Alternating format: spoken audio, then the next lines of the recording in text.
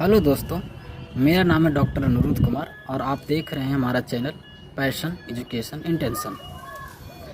मैं आज पैरासीटामोल के बारे में चर्चा करूंगा क्योंकि मैंने देखा है या फिर ऐसे भी आम जिंदगी में आप देखेंगे तो पैरासीटामोल का इस्तेमाल लोग धड़ल्ले से करते नज़र आते हैं। और कभी भी कोई भी डिस्पेंसरी कोई भी क्लिनिक में जाता है तो बुखार अगर है, थोड़ा दर्द है, या आप खुद से मेडिकल शॉप पे जा कर के और आप पैरासीटामोल ले लेते हैं ताकि थोड़ा दर्द कम हो जाए, बुखार कम हो जाए। तो ये देखा है, तो मुझे लगता है इसके बारे में आपको थोड़ा और ज़्यादा जानना चाहिए ताकि आप और क्लियर कट हो करके दवाइयों का इस्तेमाल, खास करके पैरासीटामोल ये सब धड़ल्ले से इस्तेमाल करते हैं, सीखें। तो चलते हैं, देखते हैं। पैरासीटामोल को एसिटामिनोफेन भी बोला जाता है, खास करके यूएसपी अर्थात यूएस फार्माकोपिया जो होता है उसमें। और पैरासीटामोल जो आता है वो एसिटानाइलाइड ग्रुप का आता है। ये एक एनसेड्स है जिसमें एंटी पायरेटिक प्रॉपर्टी बहुत ज़्यादा होता है, अर्थात फीवर को कम करने में बहुत ज़्यादा इफ़ेक्टिव ड्रग है। और ये ओवर द काउंटर ड्रग है, मतलब कि आप इसका इस्तेमाल बिना डॉक्टर के प्रिस्क्रिप्शन के भी कर सकते हैं। और साथ में आप ये भी देखते होंगे कि आप इस्तेमाल करते ही रहते हैं, ख़ास तौर पे जब थोड़ा बहुत दर्द हो, बॉडी पेन हो या फिर बुखार हो तो आप इस्तेमाल करते हैं। कभी सर्दी हो तो उसके साथ आप पैरासीटामोल भी ले लेते हैं अपने आप। तो ओवर द काउंटर का मतलब यही हुआ कि आप इसका इस्तेमाल अपने आप से करते रहते हैं, बिना प्रिस्क्रिप्शन के भी आप कर सकते हैं। तो इसमें फीवर को कम करने का प्रॉपर्टी बहुत ज़्यादा है। डोजेज क्या हम लोग लेंगे, जो एडल्ट डोजेज है, मतलब कि डोजेज जो एक युवा व्यक्ति को लेना चाहिए 18 वर्ष से ज़्यादा, 16 वर्ष से ज़्यादा वाले उम्र को, तो ये 650 अब आ गया है। 650 मिलीग्राम एक डोज में लेते हैं और ये 4 से 6 घंटा पर हर बार लेना होता है इसको।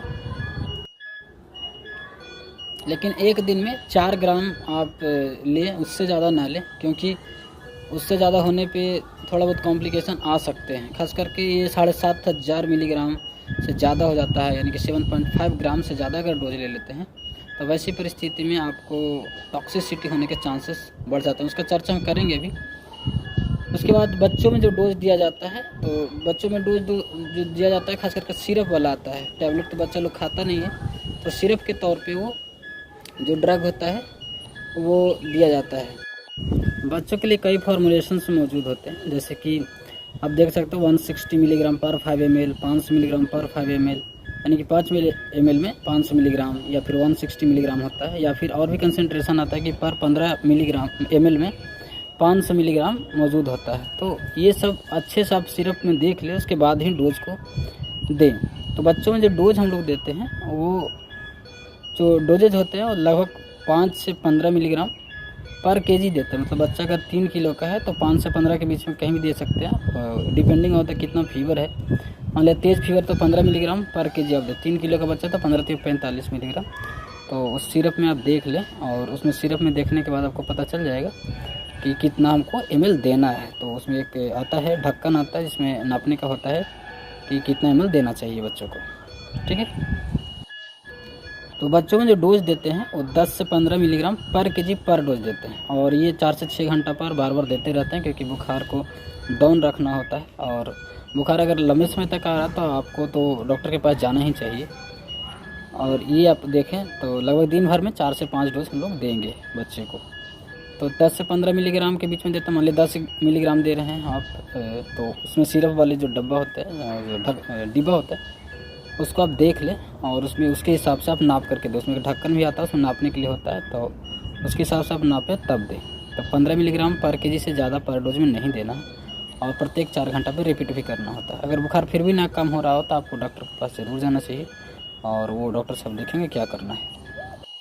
पैरासीटामोल का इस्तेमाल कोई भी ऑपरेशन वगैरह होता है, या फिर ऑपरेशन हो रहा होता है, या पेन होता है, तो उसमें हम लोग ओपियोइड के एडजंक्ट के रूप में, मतलब और भी ड्रग्स हैं पेन के लिए बहुत ज़्यादा इफेक्टिव होता है, तो उसके साथ साथ भी हम लोग देते हैं, ताकि जो अलग ड्रग दे रहे हैं, जैसे ओपियोइड्स का जो ड्रग आता है बहुत इफेक्टिव होता है, लेकिन क्या कहते हैं उसको, लेकिन ये रेस्पिरेटरी डिप्रेशन वगैरह का चांसेस ज़्यादा होता है। तो उस केस में हम लोग थोड़ा डोज कम करने के लिए एडजंक्ट के तौर पे पैरासीटामोल को मिला देते हैं।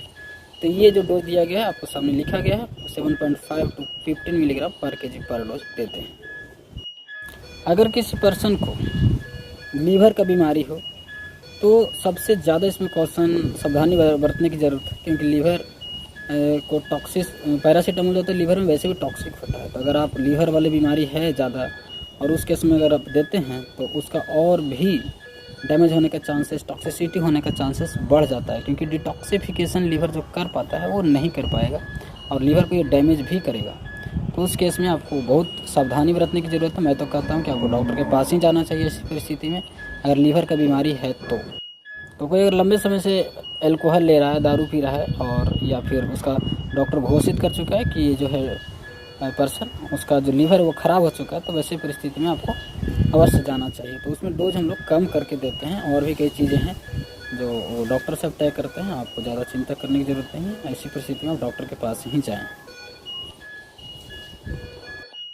किडनी वाले कोई दिक्कत होता है, अगर मान लिया जाए माइल्ड टू सीवियर तरह की इम्पेयरमेंट हो, रीनल इम्पेयरमेंट, किडनी का अगर दिक्कत हो, तो वैसे केसेस में जनरली हम लोग डोज एडजस्टमेंट नहीं करते हैं, मतलब दिया जाता है। उसमें बहुत ज़्यादा इम्पेयरमेंट नहीं है, चाहे वो हीमोडायलिसिस कर रहे हों या पेरिटोनियल डायलिसिस हो या फिर किसी और तरह के दिक्कत हो, तो उस जनरली हम लोग रोकते नहीं।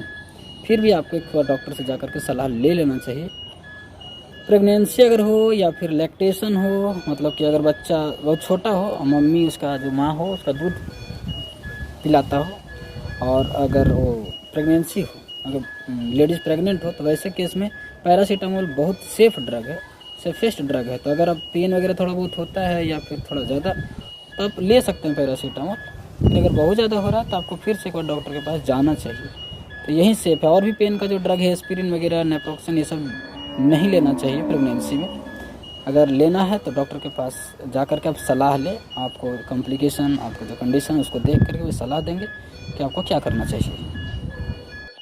तो मोटा मोटी तौर पे प्रेगनेंसी के समय या फिर ब्रेस्ट फीडिंग के समय, उस समय में अगर लेडीज़ कोई महिला उस फेज़ में हो तो आप उसे दे सकते हैं, उसमें बहुत ज़्यादा कॉम्प्लिकेशन होने के चांसेस नहीं हैं, तो आप दे सकते हैं।